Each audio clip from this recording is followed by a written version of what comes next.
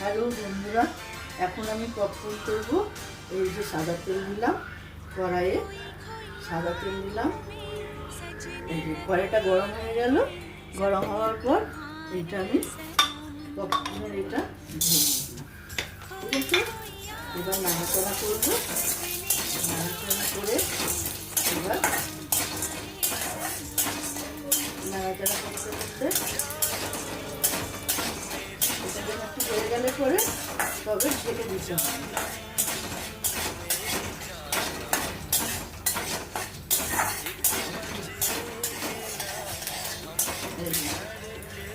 ঢাকনাকে দিয়ে দিলাম।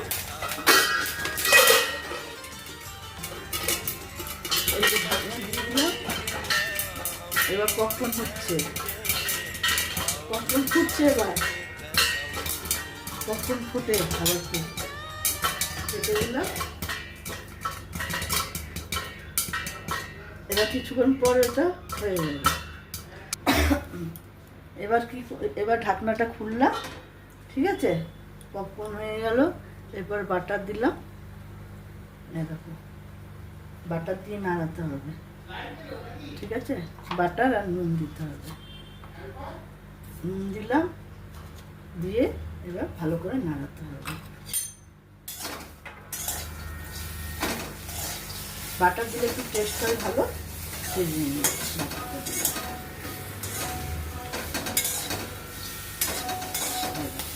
পপকর্নগুলো কি সুন্দর ফুলেছে, একদম চকা চকা হয়ে ফুলে গেছে, কি সুন্দর।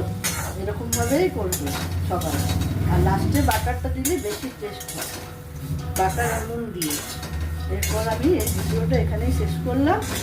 তোমরা সবাই এখানে সাবস্ক্রাইব করো, সবাই করো, কমেন্ট করো আর লাইক করো।